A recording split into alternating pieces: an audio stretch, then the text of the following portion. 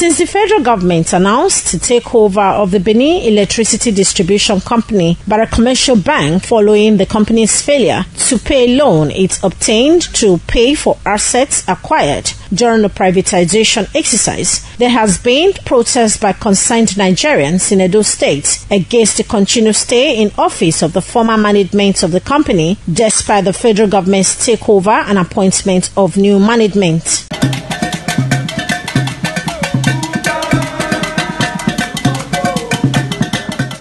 Following the controversy over the authentic management of BEDC, some residents say they are confused on who they should pay their electricity bills to and ask the federal government to clear the air on the issue.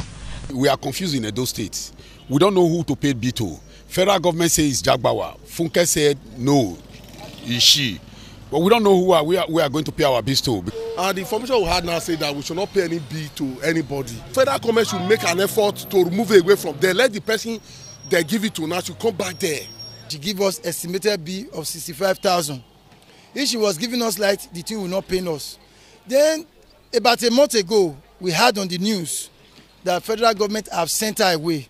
But surprisingly, we are still seeing her. For others who are experiencing epileptic power supply in their areas, they are at a crossroad over the right persons to approach over their plight. In our area, don't even get light.